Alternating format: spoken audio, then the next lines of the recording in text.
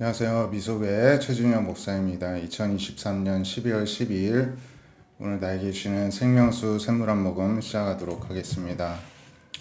이사야 4장은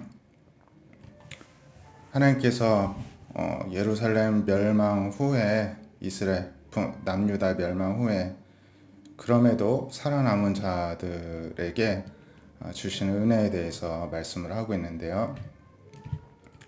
그날에 여호와의 싹이 아름답고 영화로울 것이요 그 땅의 소사는 이스라엘의 피난한 자를 위하여 영화롭고 아름다울 것이다. 시온에 남아있는 자, 예루살렘에 머물러 있는 자, 생존한 자 중에 기록된 모든 사람은 거룩하다 칭함을 얻을 것이다. 이제 어떤 회복과 위로를 약속하고 있습니다. 심판하는 영, 소멸하는 영으로 시온의 딸들의 더러움을 씻기시고 예루살렘의 피를 그 중에 청결하게 하실 때가 되었다. 이제 이 하나님께서 하시는 청결은 어떻게 합니까? 핍박과 고난을 통해서 하는 것입니다. 우리가 어려움을 겪어야 하나님께 기도하죠. 벌을 받아야 잘못을 깨닫게 되는 것입니다. 그래서 우리가 하나님께 늘 잘 섬기려고 하는데도 어려움이 있다 하면은 우리 자신을 돌아봐야 되는 줄로 믿습니다. 그래서 내가 아직 회개하지 못하고 청산하지 못한 것이 무엇인가 늘 하나님 앞에서 되돌아보고 또 안 되는 부분, 고쳐야 될 부분을 기도하고 주님의 은혜로 계속 씻어내고 청결케 될 때 하나님의 이런 회복하시는 은혜가 우리에게도 동일하게 오늘날에도 주어지는 줄 믿습니다. 하나님이 거하시는 시온산 모든 지폐 위에 낮이면 구름과 연기, 밤이면 화염의 빛을 만드시고 그 모든 영광 위에 덮개를 두시고 이제 꼭 출애굽한 이스라엘을 낮에는 구름 기둥, 밤에는 불 기둥으로 또 지키시고 인도하셨던 그런 것들을 연상하게 하는데요. 이렇게 하나님이 하나님께 결국에는 돌아와서 회복되는 이 백성들이 누굽니까? 남아있는 자들은요. 결국에는 포로로 붙잡혀 갔다가 다시 귀환한 백성들이지 않습니까?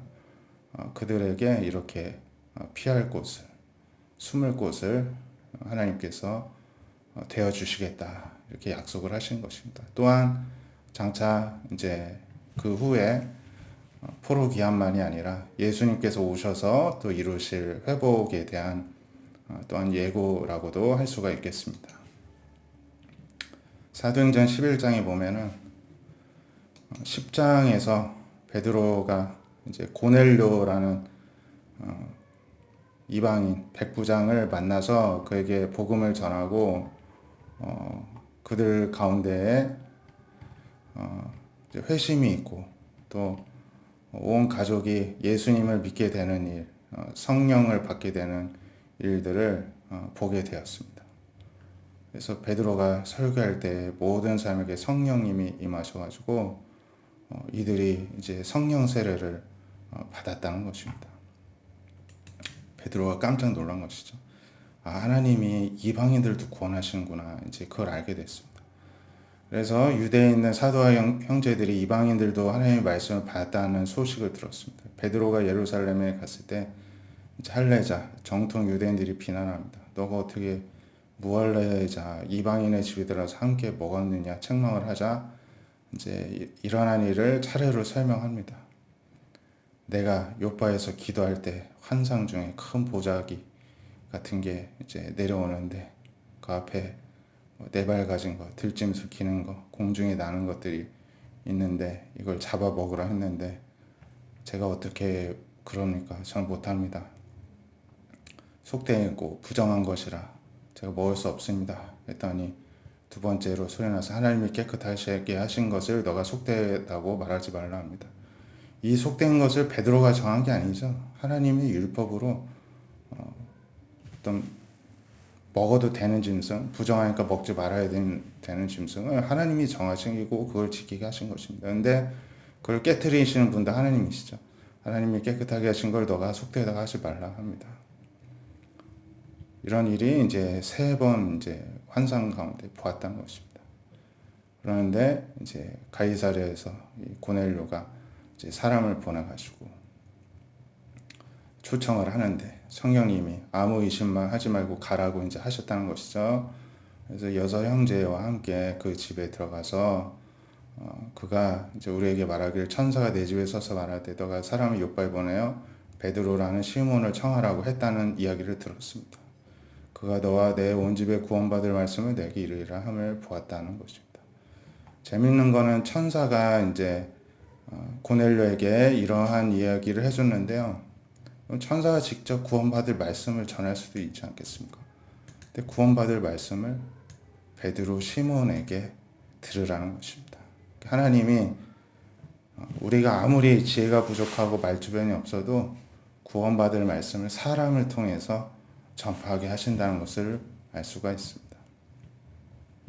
그래서 베드로가 복음을 전했더니 성령이 그들에게 임하시기를 처음에 우리에게 임하셨듯이 똑같이 하시더라는 것입니다. 그래서 내 주의 말씀에 요한은 물로 세례를 베풀었으나 너희는 성령으로 세례를 받으리라 하신 것이 생각났다는 것입니다. 그래서 우리가 예수님을 믿을 때 주신 것과 같은 선물을 그들에게도 주셔서 이제 성령을 선물로 주셨다는 것이죠. 내가 누구간데 하나님을 능히 맡겠느냐. 오히려 이제 자초지종을 설명을 해줬습니다. 그랬더니 이 유대인 이제 성도들이 이 말을 듣고 잠잠하여 하나님께 영광을 돌리면서 하나님께서 이방인에게도 생명 얻는 회개를 주셨도다 깨닫고 또 찬양하고 영광 올려드린 것을 보게 됩니다. 이처럼 복음 전파의 일은 성령님이 이끌고 가시는 거고요. 그 일에 우리를 사용하십니다. 그런 은혜가 오늘도 우리 가운데 풍성하게 일어날 수 있기를 원합니다. 그러기 위해서 우리도 이 베드로도 그냥 가만히 있는데 이렇게 쓰임받은 게 아니죠. 늘 기도하였습니다. 우리도 기도의 사람이 되어서 하나님께 마음껏 쓰임받을 수 있게 되기를 원합니다. 기도하겠습니다. 하나님께서는 생명을 살리는 복음을 천사에게 맡기지 않고 먼저 부름받은 모든 주의 백성들에게 사람들에게 맡기셨습니다. 우리에게도 맡겨주셨습니다. 원아홉개는 우리를 보내셔서 복음을 들어야 될 사람들을 만나게 해주시고 그들에게 복음이 증거되게 하시고 그 순간 성령님이 그들에게도 임하는 성령 세례, 성령의 선물을 받는 은혜가 임하는 것을 날마다 목격하고 하나님의 구원사역에 참여하는 우리 모두가 되게 하여 주시옵소서.